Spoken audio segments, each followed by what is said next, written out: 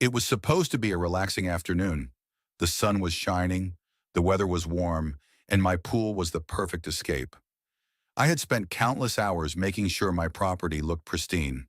The backyard, with its lush greenery and sparkling pool, was a peaceful haven. But little did I know, that day would mark the beginning of an absurd and infuriating battle with my HOA. The trouble started when I noticed some suspicious activity near my backyard. I saw a few unfamiliar vehicles parked by the curb, and there was a commotion in the street. As I walked outside to investigate, I was greeted by the sight of HOA Karen and a couple of her cohorts standing near my pool, clearly in a heated conversation. "What's going on here?" I asked, approaching them with a mix of curiosity and concern. Karen, the HOA president, didn't bother to hide her smug look as she turned to face me. "We're here to talk about your pool. It's an eyesore, and it's causing problems for the neighborhood." I blinked, unsure if I had heard her correctly. "An eyesore? My pool is perfectly well maintained, and there are no issues with it. What problems are you talking about?" Karen crossed her arms and puffed out her chest as if she were some kind of authority figure. "Well, for one, the HOA doesn't approve of the design. It's too big, and it's in direct violation of the neighborhood's aesthetic guidelines. It's causing disruptions, and we've had multiple complaints." I couldn't believe my ears. My pool was large, yes, but it wasn't out of place. It was built to code and designed to enhance the property. This wasn't just a complaint. It was an unwarranted attack. The HOA had no right to dictate how I maintained my private property. "You're joking, right?" I said, growing more frustrated. "There's nothing wrong with my pool.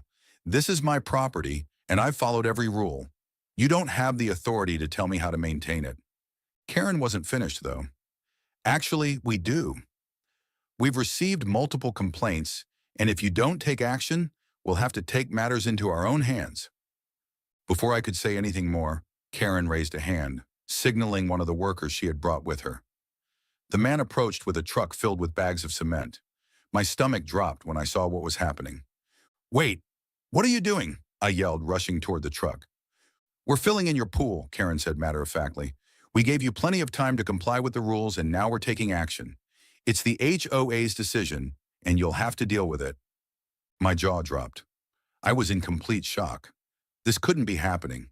They were seriously going to destroy my pool just because Karen had decided it wasn't up to her standards? I quickly ran forward, blocking the path of the workers. "You are not touching my pool. This is private property, and you have no right to do this. I will not stand by and watch you ruin my property." But Karen was unbothered by my protest. "You had your chance to comply," she said coldly. "We're doing this for the neighborhood. You'll thank us later when your property value increases." I took a deep breath, trying to stay calm. This was no longer just an HOA dispute. It was personal.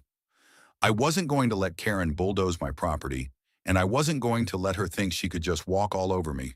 But then it hit me. I wasn't just any homeowner. I was the police chief. "You clearly don't understand who you're messing with, Karen," I said, my voice steady and authoritative. "I'm the police chief, and this is illegal. You're trespassing and attempting to vandalize my property. If you don't get off my land right now, I will have you arrested for destruction of property." The realization slowly started to dawn on her. Her confident smirk faltered as she stammered, trying to recover.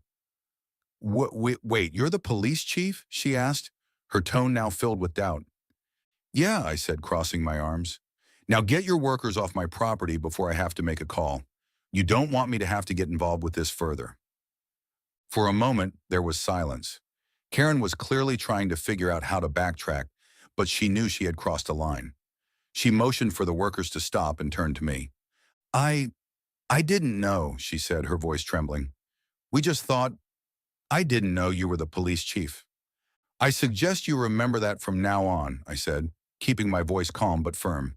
"If you ever try something like this again, there will be consequences. I will not tolerate this kind of behavior, especially from someone in your position." With that, I walked back toward my house, leaving Karen and her workers standing in the driveway, defeated. I could see her glancing nervously in my direction, probably realizing that she had made a massive mistake. As I stood by my pool, watching them leave, I felt a sense of relief wash over me. The HOA might have tried to take matters into their own hands, but they had no idea who they were dealing with. I would not let anyone mess with my property, especially when they had no authority to do so. It was a hard lesson for Karen and the HOA to learn. Some people weren't easily intimidated, especially when they had the law on their side. And for me, it was a reminder that, as police chief, I had the power to put an end to their petty and destructive tactics.